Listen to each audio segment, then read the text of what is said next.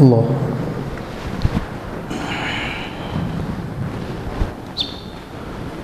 السلام علیکم ورحمۃ اللہ وبرکاتہ۔ الحمد للہ نحمده ونستعینه ونستغفره ونؤمن به ونتوکل علیہ ونعوذ باللہ من شرور انفسنا ومن سیئات اعمالنا من يهده الله فلا مضل له ومن يضلله فلا هادي له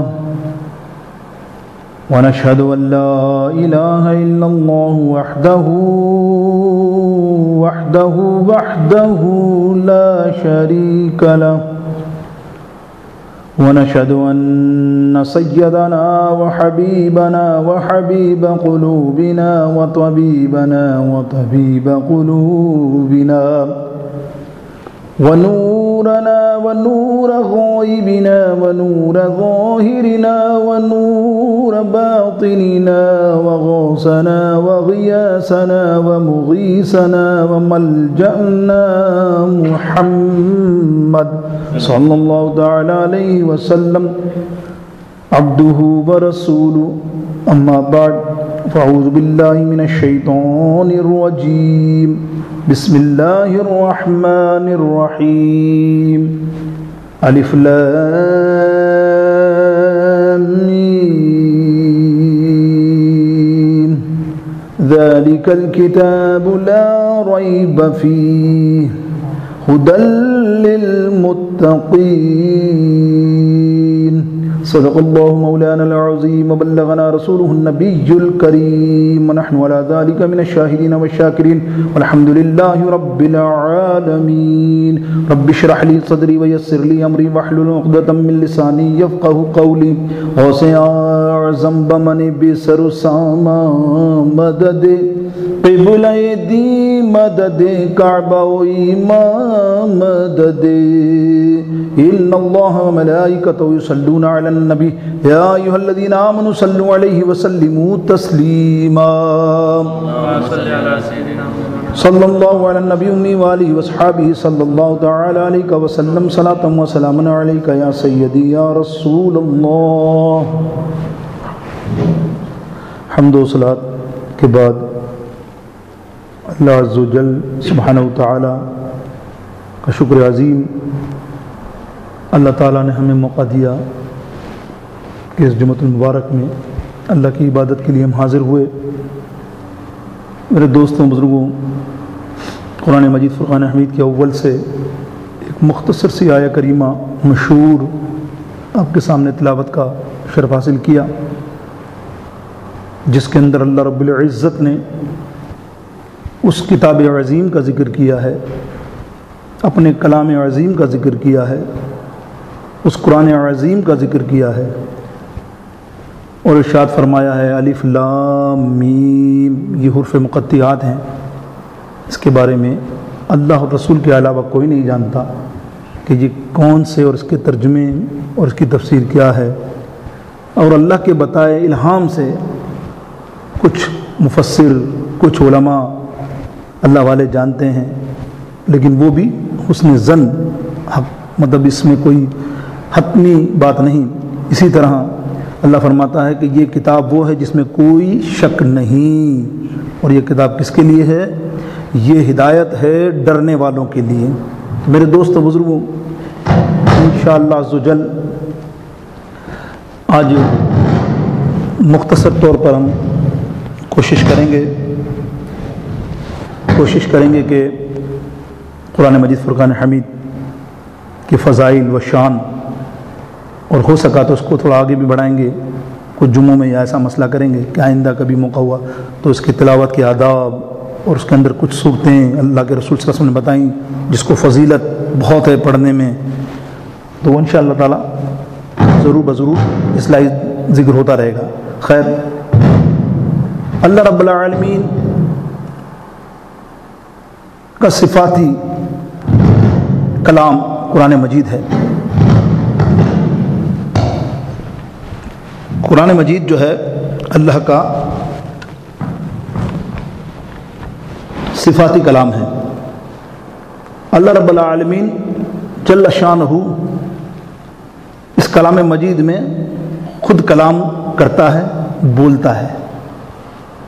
اللہ کا بولنا کب سے ہے، کب تک ہے، کب تک رہے گا، کسی کو نہیں معلوم۔ وہ بول رہا ہے، وہ بولتا ہے، وہ بولتا رہے گا جب تک وہ ہم کو رزق دیتا ہے، دیتا تھا، دیتا رہے گا۔ یہ کلام بھی اللہ ہم سے کرتا رہے گا۔ اللہ کے کلام کی یہ عظمت ہے میرے دوستوں، یہ فضیلت ہے، اللہ اکبر، کہ اللہ کے حبیب صلی اللہ تعالی علیہ وسلم ارشاد فرماتے ہیں کہ قرآن مجید فرقان حمید وہ کلام ہے جس کے اندر کل شیء وذالک اکبر فی الکتاب واصغر فی کتاب مبین، اس کے اندر چھوٹی بڑی ساری باتیں موجود ہیں اور تر اور خشک ہر چیز کا علم اس کتاب کے اندر موجود ہے۔ چنانچہ جب اللہ رب العالمین کو اپنا کلام اور اپنا کلام کرنا پڑا رسول اللہ صلی اللہ علیہ وسلم کی امت سے، تو جبریل کے ذریعے خطاب فرمایا کہ جبریل وحی لے کے جاؤ اور میرے محبوب کی امت کو یہ کہو۔ اور جب اپنے محبوب سے ڈائریکٹ کلام کرنا پڑا تو پھر جبریل کی بھی ضرورت نہیں پڑی، پھر ڈائریکٹ اپنے محبوب سے کلام کیا، جیسا کہ آپ کو پتہ ہے کہ سورہ بقرہ کی آخری آیتیں آمن الرسول بما انزل الیہ من ربہ والمؤمنون کل آمن باللہ وملائکتہ وکتبہ ورسلہ لا نفرق بین احد من رسلہ وقالوا سمعنا واطعنا غفرانک ربنا والیک المصیر سے لے کر اور آخر تک یہ دو آیتیں جو ہیں اللہ رب العالمین نے خود ڈائریکٹ کلام کی۔ اس میں جبریل اور بہت سی آیتیں قرآن مجید میں ہیں جس میں اللہ تعالیٰ ڈائریکٹ کلام کرتا ہے اپنے محبوب علیہ الصلوۃ والسلام سے، اس کے اندر کوئی وسیلے کی ضرورت وحی میں نہیں پڑی۔ جب اپنے محبوب سے ڈائریکٹ کلام کرنا ہو، جس طرح حروف مقطعات اور دوسرے معاملات، تو میرے دوستوں بزرگوں، الف لام میم آپ نے دیکھا حروف مقطعات، اللہ بہت سے لوگ اپنی کتابوں میں لکھتے ہیں کہ صرف اس کو اللہ کے پاس اس کا علم ہے، نعوذ باللہ۔ رسول اللہ کے بارے میں کہتے ہیں کہ رسول اللہ کو تو جبریل آ کے بتاتے تھے، ایسا نہیں ہے میرے دوستوں بزرگوں۔ ایک سیاستہ کی بہت مشہور حدیث، مشہور و معروف حدیث ہے، یہ حروف مقطعات لے کر ایک دفعہ حضرت جبریل علیہ السلام سرکار علیہ السلام کے دربار اقدس میں آئے اور ارشاد کیا یا رسول اللہ۔ اللہ فرماتا ہے کاف، اللہ کے حبیب صلی اللہ علیہ وسلم فرماتے ہیں مجھے معلوم ہے۔ جبریل کہتے ہیں یا رسول اللہ ہا، سرکار فرماتے ہیں مجھے معلوم ہے۔ بڑی مشہور حدیث ہے بخاری میں، یا عین صاد، یہ سارے الفاظ کے سب سرکار نے سب کا کہا ہاں ہاں ہاں۔ جبریل علیہ السلام نے یا رسول اللہ فرمایا، یا رسول اللہ مجھے علم نہیں ہے ان سارے حرفوں کا، آپ کو علم ہے۔ تو اس حدیث سے کیا ثابت ہوا کہ اللہ کی عطا سے رسول اللہ حروف مقطعات جانتے ہیں، یہ اللہ اور رسول کا معاملہ ہے کہ کیا دیا نہیں۔ حالانکہ میں نے جو بتایا آپ کو کہ مفسرین الہامی بہت سے بڑے مفسروں نے کلام کیا الف لام میم پر، کہ یہ الف لام میم انہوں نے اپنے حسن ظن سے الہامی انہوں نے بتایا کہ الف سے مراد اللہ رب العزت، لام سے مراد جبریل امی بیچ کا واسطہ، اور میم سے مراد محمد مصطفیٰ صلی اللہ تعالی علیہ وسلم کی ذات گرامی۔ الف لام میم یہ مقطعات کا انہوں نے ترجمہ کیا، لیکن یہ حتمی نہیں، کچھ لوگوں نے اس میں اعتراض کیا، اختلاف کیا، لیکن کچھ لوگوں کا اپنا وزن ہے الحمدللہ۔ لیکن اللہ اور رسول کے علاوہ ان حروف متشبہات اور حروف مقطعات کو کوئی نہیں جانتا۔ اب آگے آئیے قرآن مجید فرقان حمید۔ میرے دوستوں، اللہ کے حبیب صلی اللہ تعالی علیہ وسلم فرماتے ہیں بڑی خوبصورت بات کہ جب بندہ گناہ کرتا ہے، یہ بحقی شریف میں یہ حدیث پاک موجود ہے، سیدنا ابن عمر رضی اللہ تعالیٰ عنہ راوی ہیں، آپ فرماتے ہیں جب بندہ گناہ کرتا ہے تو اس کے دل پر سیاہ داغ لگ جاتا ہے۔ قرآن مجید کی فضیلت بیان ہو رہی ہے، غور کیجئے گا۔ اللہ کے حبیب صلی اللہ علیہ وسلم فرماتے ہیں کوئی لوہا اگر پانی میں کتنے عرصے تک رکھ دو، 100 50 10 15 سال 5 سال، تو اس پہ زنگ لگ جاتا ہے۔ یا کوئی بھی چیز جتنی پرانی ہوگی اس کے اندر کچھ نہ کچھ زنگ آلود ہو جاتی ہیں، کچھ زیادہ ہو جاتی ہیں، کچھ کم ہو جاتی ہیں، سرکار علیہ السلام فرماتے ہیں۔ تو دل بھی ایسی چیز ہے کہ جب گناہ کرتا ہے بندہ تو سیاہ داغ ہو جاتا ہے، اور جب وہ کثرت سے گناہ کرتا رہتا ہے تو وہ داغ بڑھ کر سیاہ کا پورا نمونہ دل کا بن جاتا ہے۔ پھر ہوتا کیا ہے، کوئی نصیحت کرتا ہے، اللہ اور دین کی بات بتاتا ہے، اس کو سر پہ پڑتی نہیں ہے۔ لاکھ مسجد میں تم دعوت دو، 5 منٹ آئے گا بھاگ جائے گا۔ بہت سے مسجد والوں میں بھی دیکھا، ٹائم پر آئیں گے، کتنی نصیحت کرو، ان کو ڈراؤ جہنم کی آگ سے کہ بھائی دیکھو خطبے کی اذان سے پہلے آنے کا جمعے کا فرض ہے۔ اب خطبے کی اذان بھی نکل گئی، خطبہ بھی آدھا نکل گیا، اور تم آئے اور ہر دفعہ یہ آئے۔ ایک بار مجبوری ہو، 10 بار مجبوریاں نہیں ہوتی، اللہ جانتا ہے، لیکن اثر ہی نہیں ہوتا۔ فی قلوبہم مرض، اس کا دل ہی ایسا ہو جاتا تو سیاہ۔ تو جب یہ سرکار علیہ السلام فرما رہے تھے کہ جب بندے کا دل سیاہ ہو جاتا تو کچھ نہیں سنتا، تو صحابہ اکرام رضوان اللہ تعالیٰ اجمعین کتنے شاندار عمل تھے ان کے، اللہ اکبر۔ انہوں نے جو کام کیا وہ ہمیں کام آیا۔ وہ سوال کرتے تھے تو اس کا مقصد یہ تھا کہ ان کے سوال سے ہمیں کتنی علم ملا، کہ ہمیں علم ہو گیا کہ یہ اللہ کے حبیب نے یہ اتنا سخت آرڈر دے دیا کہ دل پیک ہو جاتا ہے، گناہوں سے کالا ہو جاتا ہے۔ اب اس کالک کو مٹانے کے لیے کوئی آئل، کوئی گریس، کوئی ایسی چیز جو دنیا کے کام میں تو ہم صفائی کرنے کے لیے پیٹرول استعمال کر کے وہ لوہے کا زنگ مٹانے کی تو کوشش کرتے ہیں، لیکن وہ مٹتا نہیں ہے۔ بہت کوشش کرتے ہیں، لیکن دل کے اندر جو سیاہ داغ لگ جائے اور سیاہ ہو جائے، اس کو مٹانے کا طریقہ میرے آقا علیہ السلام سے صحابہ کرام نے پوچھا، یا رسول اللہ صلی اللہ تعالیٰ علیہ وسلم، اگر دل سیاہ ہو جائے، داغ لگ جائے، گناہوں کی سیاہی سے بھر جائے، تو پھر کوئی ایسی چیز تو ہوگی جس سے اس کی صفائی ہو۔ الا بذکر اللہ تطمئن القلوب، اللہ فرماتا ہے قرآن مجید میں، سرکار علیہ السلام نے فرمایا 2 چیزیں کرو، 2 چیزیں کرو گے تو تمہارا دل صاف ہو جائے گا۔ صحابہ نے کہا یا رسول اللہ وہ 2 کون سی چیزیں ہیں؟ سب سے پہلی چیز سرکار نے فرمایا موت کو یاد کرو، ہر وقت موت کو یاد کرو۔ سرکار نے فرمایا قبرستان جایا کرو اور وہاں مردے کو دیکھا کرو، آنے والوں کو، اور اس کے قبر میں دفنانے کو، اور اس پہ توجہ دو کہ تجھے یہاں آنا ہے۔ جب یہ تیرے دل میں خوف رہے گا، تیرے دل سے گناہوں کا میل صاف ہوتا رہے گا، مٹتا رہے گا۔ جب مردے کو نہلانے دلانے ہو، وہاں پہنچ اور دیکھ کہ یہ چلا گیا، کل تک یہ لہیم شہیم کتنی باتیں کرتا تھا، آج بے جان ہو کر جا رہا ہے۔ یہ موت کو یاد کر، صحابہ کرام موت کو یاد کر کر کے روتے تھے۔ کتنے صحابہ، حضرت عمر رضی اللہ تعالیٰ عنہ بعض اوقات قرآن مجید میں جب موت کے عذاب کی بات آتی کسی آیت کریمہ میں، اتنا روتے کہ پوری رات اسی آیات کو پڑھتے ہی رہتے تھے۔ ایسے جلیل القدر صحابی جن کو جنت کی بشارت، اور ہم کس مقام پر ہیں؟ اپنے مقام کو بھی ہم سوچیں کہ ہمارا تو یہ حال ہے کہ نہ نیکیوں میں ہم آگے ہیں، لیکن گناہوں میں ہم اول درجے پہ ہیں، لیکن ان گناہوں کو مٹانے کی کوشش بھی نہیں کرتے۔ میرے دوستو بزرگوں، رسول اللہ صلی اللہ علیہ وسلم فرمایا دوسرا عمل قرآن مجید فرقان حمید کی کثرت سے تلاوت۔ جب بندہ قرآن مجید فرقان حمید کی تلاوت کرتا ہے، یہ اللہ کا کلام ہے، اللہ کی بات ہے، جب یہ کلام کرتا ہے تو وہ کلام اس کے دل پہ لگتا ہے، اور جب دل پہ لگتا ہے تو میل صاف ہونا شروع ہو جاتا ہے۔ ایک وقت ایسا ہوتا ہے کہ قرآن اس کے سارے میل کو صاف کر دیتا ہے۔ اور یہ آپ کو اگر میں دلیل دوں تو بے شمار دلیل صحابہ کرام سے مل جائیں گی، شاید چند میں آپ کو ذکراً ضمناً ایسے حوالے کے طور پہ دوں۔ ایسے بہت سے صحابی تھے، ایک صحابی تھے اللہ اکبر، بہت ہی زیادہ عربی اور فصیح و بلیغ شاعر، عرب کے بہت مشہور شاعر، اتنی اچھی عربی جانتے تھے اور شاعرانہ انداز تھا ان کا، کہ جب ابو جہل نے دیکھا کہ رسول اللہ صلی اللہ علیہ وسلم قرآن کی آیتیں سناتے ہیں تو یہ مقابلہ یہی کر سکتا ہے، اس کو بلایا، بولا جا اور ان کے سامنے ایسی شعر پڑھ کہ ان کے شعر نعوذ باللہ ماند پڑ جائیں، یعنی قرآن کے اشعار، تو جا کے بتا۔ جب وہ کعبہ شریف میں گیا، حضور قرآن مجید کی تلاوت کر رہے تھے۔ اب دیکھیں، عالم تھا نا، بھلے وہ دنیا کا علم رکھنے والا تھا، لیکن اس کو عربی کی جان تھی، اس کو شعروں کا رموز پتا تھا، اس کو پتا تھا کہ کہاں ٹھہرا ہوئے، کہاں بندھا ہوئے۔ جب وہ قریب گیا تو حضور علیہ السلام قرآن مجید کی تلاوت فرما رہے تھے۔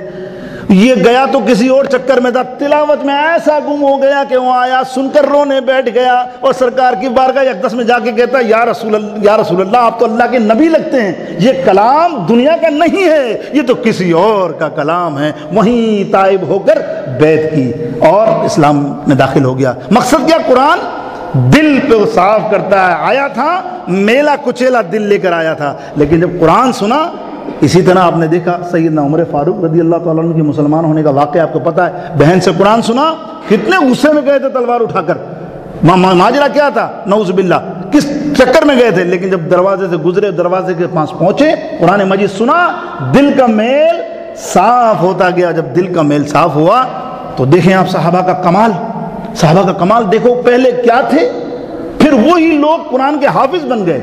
یہ قرآن مجید اور وحی کے حافظ ہو کر اتنا بہترین قرآن سنانے لگے کہ خود رسول اللہ ان کا قرآن سنتے، فرشتے ان کا قرآن سنتے، اس قدر ان کو قرآن مجید سے محبت ہو گئی۔ اصل میں جس سے جو محبت کرتا ہے وہ محبت اس کو رنگ لاتی ہے۔ پھر قرآن اللہ کا کلام، جس کو اس سے محبت ہو جائے کبھی بھی یہ قرآن اس کو ضائع نہیں کرتا، اس کو کہیں نہ کہیں دنیا میں بھی بچاتا ہے، قبر میں بھی بچائے گا، اور آخرت کے اندر بھی رسول اللہ صلی اللہ علیہ وسلم فرماتے ہیں یہ قرآن تیری مدد کرے گا اگر تو اس سے محبت کرے گا۔ لیکن چنانچہ اب دیکھیں کتنے مفسرین محققین، اگر ہم تاریخ پڑھیں تو اس میں لگتا ہے کہ وہ پہلے گناہوں پہ تھے، یہ قرآن نے ان کی چینج کر دیا۔ جیسے حضرت داتا گنج بخش علی ہجویری رحمۃ اللہ تعالیٰ علیہ اپنی کتاب کشف المحجوب پڑھیں گے تو اس کے اندر ایک بہت بڑے ولی اللہ محقق محدث کا نام آتا ہے، اور پورا باب انہوں نے لکھا ان کی سیرت کے اوپر، قاضی فضیل بن عیاض رضی اللہ تعالیٰ عنہ۔ یہ 1200 پرانے ہیں سال کے محدث اور محقق ہیں، اللہ والے ہیں، بہت بڑے اللہ والے۔ ان کے بارے میں آپ نے لکھا کہ بہت بڑے ڈاکو تھے، اتنے بڑے ڈاکو تھے، رابر تھے کہ جیسے سلطانہ ڈاکو، آپ نے نام سنا ہوگا، نام سن کے لوگ ڈرتے تھے۔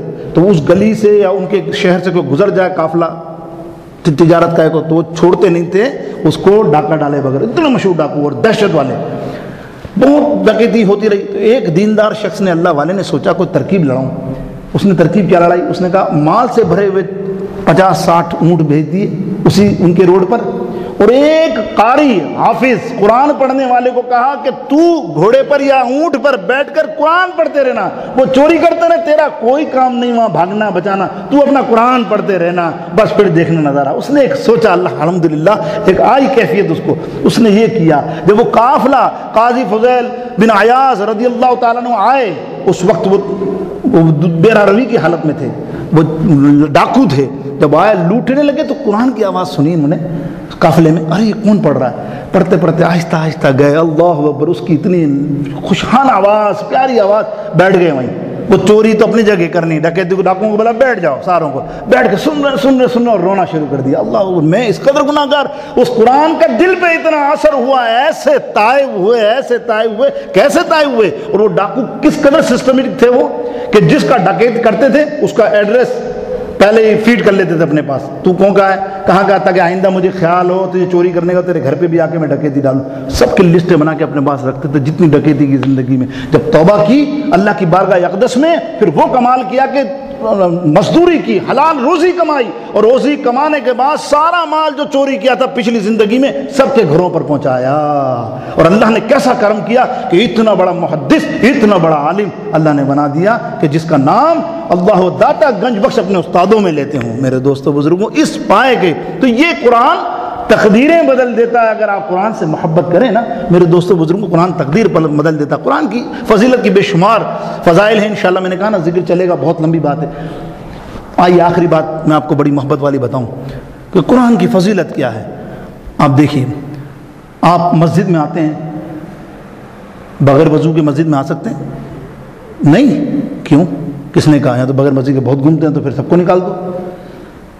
بغیر وضو کے تو بعض اوقات اعتکاف والے بھی گھومتے ہیں، ہے کہ نہیں، جو مسجد میں رہتے ہیں، تو مسجد میں آ سکتے ہیں بھائی، بغیر وضو کے مسجد میں آ سکتے ہیں، اجازت ہے کہ نہیں ہے؟ بغیر وضو کے درود شریف پڑھ سکتے ہیں، اجازت دی اللہ نے، ہے نا، اللہ نے اجازت دی۔ خانہ کعبہ میں آپ بغیر وضو کے جا سکتے ہیں، ہاں طواف نہیں کر سکتے، یہاں نماز نہیں پڑھ سکتے، مسجد میں تو آ سکتے ہیں نا بغیر وضو کے، اجازت تو ہے نا۔ لیکن قربان جائیے، قرآن کی فضیلت دیکھو، اللہ اکبر، قرآن کی فضیلت دیکھو۔ قرآن پڑھنا، قرآن کو دہرانا، قرآن کے الفاظ کو دیکھنا درکنار، بہت دور کی بات۔ قرآن کے آگے سامنے جو گٹا لگا ہے، اللہ رب العالمین ارشاد فرماتا بغیر وضو کے اس کو ٹچ نہیں کر سکتا۔ کتنی بڑی عبادت قرآن کو ہاتھ لگانا۔ مسجد میں آیا، وضو نہیں ہے، چلے گا، ٹھیک ہے نا، اللہ نے فرمایا کعبے میں بغیر وضو کے بھی چلے گا، ماں باپ کی شکل دیکھ، حالانکہ وہ بھی عبادت ہے، بغیر وضو کے دیکھے گا، چلے گا۔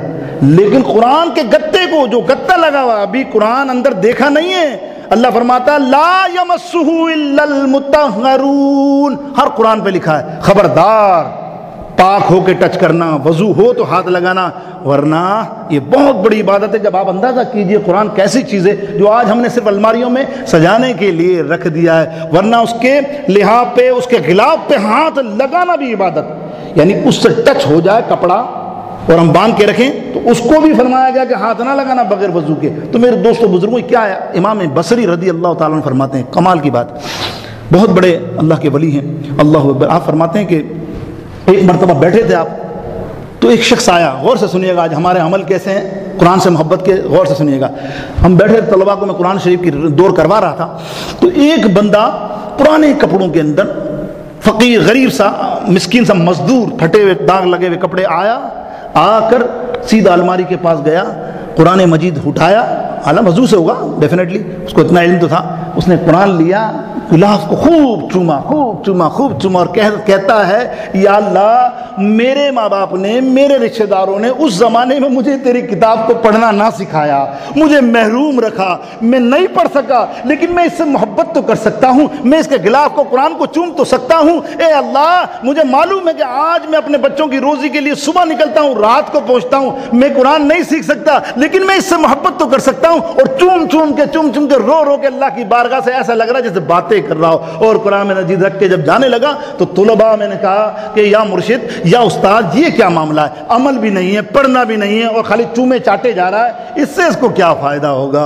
امام بصری رضی اللہ تعالیٰ وہ ولی اللہ ہے جنہوں نے ڈائریکٹ مولا علی کرم اللہ وجہ سے صحبت حاصل کی، ان سے حدیثیں لی، اسی لیے ان کی جو حدیث ہوتی ہے ان کو میں حدیث سما کہتے ہیں، سما سے مراد ڈائریکٹ سیدنا مولا علی نے جو فرمایا وہ آپ نے روایتیں فرمائی ہیں۔ آپ فرماتے ہیں شاگردوں تم کیا جانو اس غریب کا حال، تمہیں اس کپڑوں سے برا لگ رہا ہے، تمہارے اس کے حال سے برا لگ رہا ہے، تم یہ کہتے ہو کہ اس کو کیا ملے گا، یہ تو پڑھنا ہی نہیں جانتا، کیا چومنے سے کچھ ہو جائے گا؟ بولے سنو، جب یہ قرآن کے پاس گیا ہے، اس کے غلاف کو چوما ہے تو رب نے اس سے کلام کرنا شروع کر دیا، فرشتوں نے رحمتیں بھیجنی شروع کر دی، کیونکہ یہ اس کا جذبہ عشق تھا قرآن سے اس کی محبت تھی، اس محبت کو ظاہر اس نے ایسا کیا، حالانکہ پڑھنا نہیں جانتا، پڑھا ہوا نہیں، یہ مجبوری ہے، لیکن قرآن سے محبت کرتا ہے۔ میرے دوستوں قرآن سے محبت کرو، قرآن کو شو پیس نہ بناؤ۔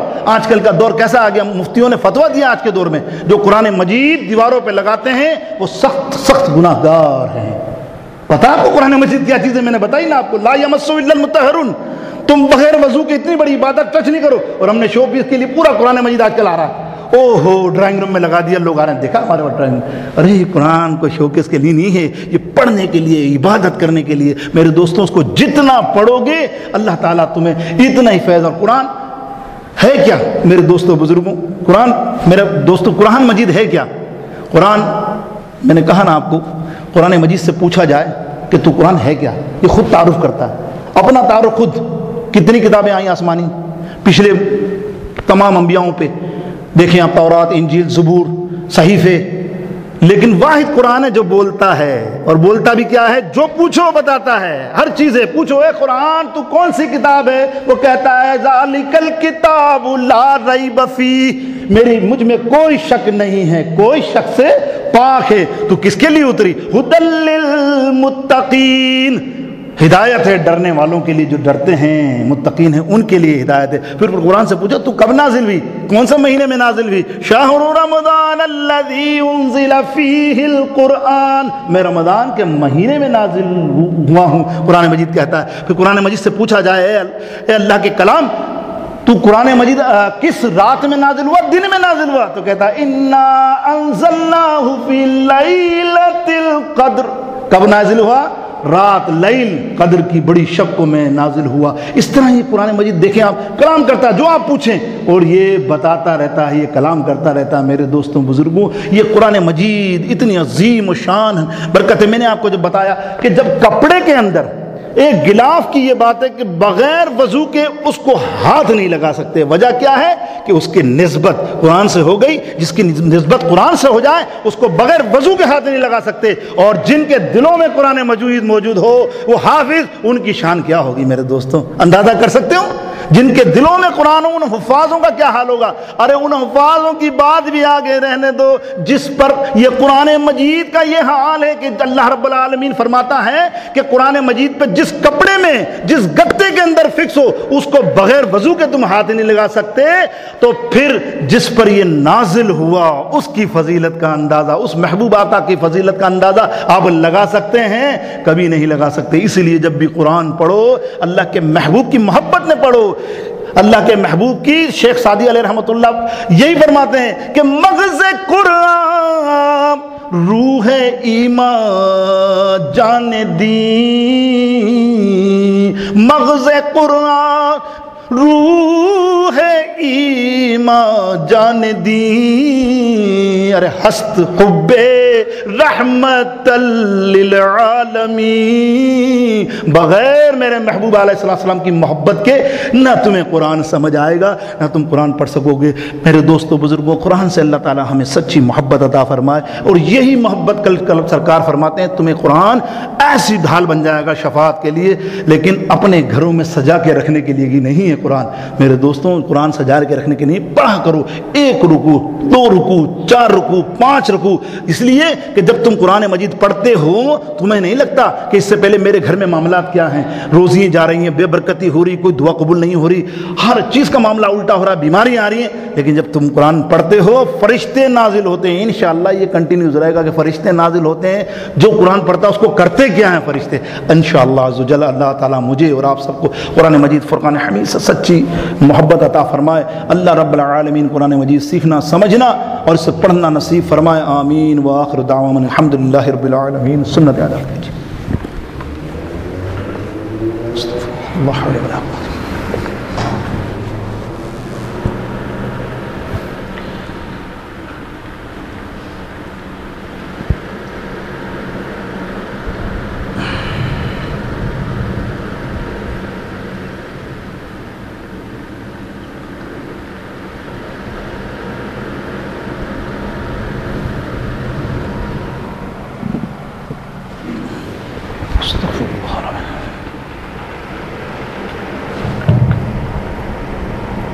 بسم اللہ الرحمن الرحیم۔ یا اللہ